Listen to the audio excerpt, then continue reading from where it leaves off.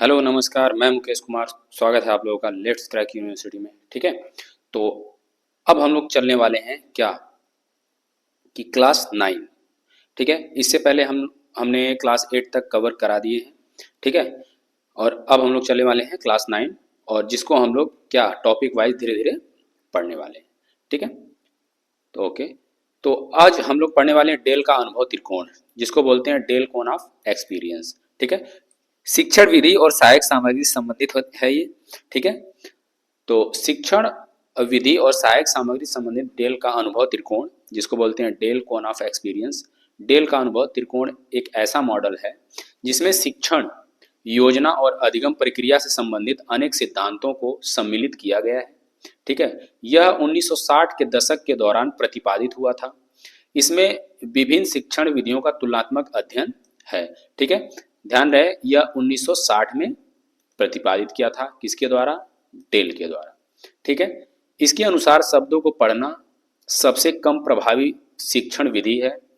इसको त्रिकोण के शीर्ष पर दर्शाया गया है। ठीक ना, यानी बिल्कुल ये त्रिकोण की तरह है, ऐसे डेल का। ठीक है, अभी मैं इसका चित्र अभी दिखाऊंगा, इमेज दिखाऊंगा मैं आप लोगों को।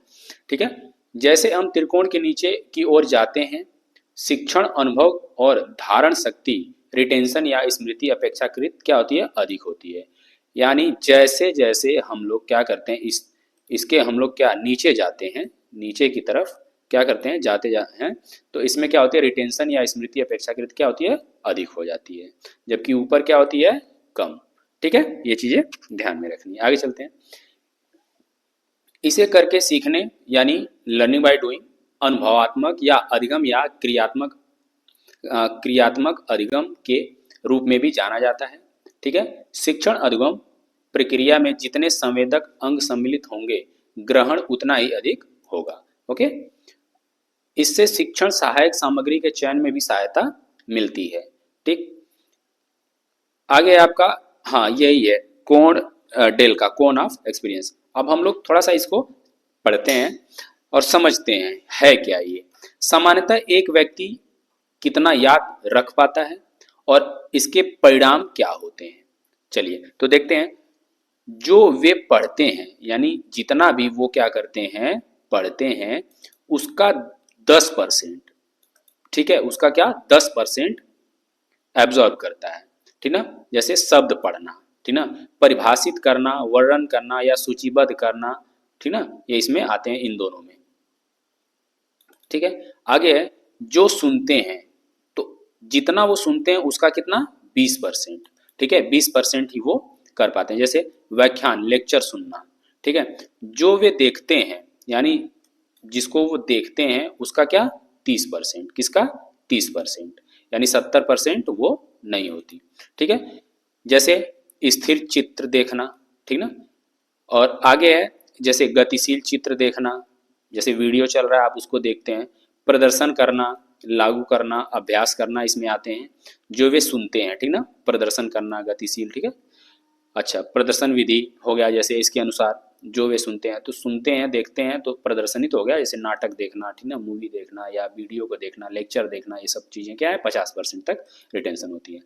जो वे कहते हैं और वे लिखते हैं, यानी कह कर जो लिखते हैं उसका क्या 70%, यानी लिखना क्या है, देख करके लिखना बहुत ही इंपॉर्टेंट होता है, जिसमें हम लोग क्या 30% नहीं कर पाते, जबकि 70% हमको क्या होती है लर्निंग होती है।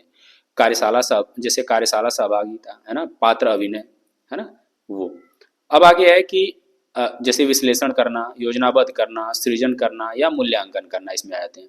प्रतिरूप या सतत अनुकरण हो गया, जो वे करते हैं, यानी वो जो करते हैं, जैसे टीचिंग करना, ठीक ना, पढ़ाते हैं, जब वो या पढ़ाते हैं या किसी काम को करते हैं तो उनका रिटेंशन कितना होता है 90%। ठीक है, तो ये डेल का कोन ऑफ एक्सपीरियंस है। ठीक है, तो आगे चलते हैं हम लोग। आगे है शिक्षण औपचारिक और अनौपचारिक। ठीक ना, शिक्षण क्या है औपचारिक और अनौपचारिक भी है। इसमें ये दोनों प्रकार के हो सकते हैं। अनौपचारिक क्या होता है, वे मुख्यतः परिवार और समुदाय द्वारा जीवन के आरंभिक वर्षों में प्रदान किए जाते हैं, जिसको बोलते हैं अनौपचारिक। ठीक है, अनौपचारिक का मतलब हो गया कि जैसे आप घर से सीखते हैं, ठीक है, समाज से सीखते हैं, ठीक ना, ये सारी चीजें अनौपचारिक में आई। औपचारिक क्या होती है? वे शिक्षण संस्थान जिसमें शिक्षक की भूमिका अहम होती है। इसमें शिक्षार्थी को कुछ शुल्क भी देना पड़ता है, ठीक है, जैसे कॉलेज हो गए, ट्यूशन हो गया, ये सारे क्या है? औपचारिक हो जाते हैं। वर्तमान में पारिवारिक, सामाजिक एवं आर्थिक परिवर्तन के कारण शिक्षा औपचारिक बनती जा रही है, ठीक ना, धीरे धीरे। शिक्षण की परिभाषा क्या है? इसमें शिक्षण अधिगम प्रक्रिया, उद्देश्य, पूर्ण दिशा, या कह सकते हैं शिक्षण शिक्षार्थी द्वारा छात्रों को प्रदान किए गए अनुभव के आधार पर उनके अपेक्षाकृत अस्थायी परिवर्तन की प्रक्रिया है। शिक्षण ज्ञान, अनुभव और वैज्ञानिक सिद्धांतों का की दक्षता से समाज के लिए उपयोग में लाया जाना है। इससे हम विद्यार्थी को सिखाने के लिए अनुकूल वातावरण क्या करते हैं? तैयार करते हैं, ठीक है। तो पहला क्या था? शिक्षण अधिगम प्रक्रिया, उद्देश्य, उसकी कोई दिशा होती है। शिक्षण शिक्षकों द्वारा छात्र प्रदान किए गए अनुभव के द्वारा आधार पर अस्थायी परिवर्तन होता है। शिक्षण ज्ञान, अनुभव और वैज्ञानिक सिद्धांतों का दक्षता से समाज के लिए उपयोग में लाया जाना, इससे हम विद्यार्थी को सिखाने के लिए अनुकूल वातावरण तैयार करते हैं, ठीक है। आगे चलते हैं। शिक्षण एक योजनाबद्ध गतिविधि होती है, ठीक ना, जो भी शिक्षण होती है वो योजनाबद्ध होती है। इसकी प्रभावशीलता इस प्रकार पर निर्भर करती है कि शिक्षार्थी कितनी सुगमता, सरलता और शुद्धता से विषय वस्तु को ग्रहण करते हैं, ठीक है। शिक्षण पूर्व निर्धारित उद्देश्य को प्राप्त करने के लिए होती है, ठीक है। शिक्षार्थी, शिक्षक और अन्य चरों को सुव्यवस्थित तरीके से क्या होती है? संगठित करने की प्रक्रिया होती है। शिक्षण सहायक छात्रों द्वारा वांछित ज्ञान को कौशल सीखने एवं अधिग्रहण करने की प्रक्रिया है, जिससे वे समाज में बेहतर जीवन यापन कर सकें, ठीक है। आगे चलते हैं। शिक्षण से संबंधित कुछ अवधारणाएं होती हैं, जरा समझ लेते हैं। शिक्षण की 3 अवधारणाएं होती हैं। कौन कौन सी? शिक्षण प्रक्रिया को 3 प्रश्न के आधार पर तय किया जा सकता है, जैसे क्यों, कैसे और क्या, ठीक है। ये तीनों अवधारणाएं होती हैं। तो ये अवधारणाएं बहुत इंपॉर्टेंट हो जाता है, ये क्वेश्चन आते भी हैं, ठीक है। क्यों, कैसे और क्या। क्यों का उत्तर सबसे महत्वपूर्ण होता है, ठीक ना, आखिर क्यों, ठीक ना। कैसे का उत्तर मनोवैज्ञानिक होता है, ठीक है। और क्या का उत्तर समाजशास्त्र द्वारा होता है, और क्यों यह दर्शन शास्त्र द्वारा होता है। तो तीनों आप समझ गए। कैसे का उत्तर मनोवैज्ञानिक द्वारा, और क्या का उत्तर समाजशास्त्र द्वारा, और क्यों दर्शन शास्त्र द्वारा होता है, ठीक है। तो कैसे का संबंध किससे है? मनोविज्ञान से। क्या का संबंध किससे? समाजशास्त्र से। और क्यों का संबंध किससे है? दर्शन से, ठीक है। चलते हम लोग आगे। इसलिए हम संक्षेप में यह कहें कि शिक्षा का मूल आधार दर्शन शास्त्र, मनोवैज्ञानिक एवं समाजशास्त्र है, ठीक है।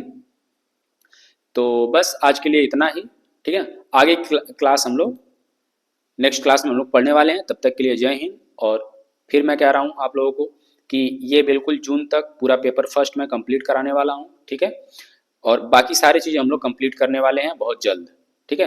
तब तक के लिए धन्यवाद, जय हिंद, ठीक है। कमेंट बॉक्स में अपने जवाब जरूर दें और सब्सक्राइब जरूर करें चैनल को, ठीक है।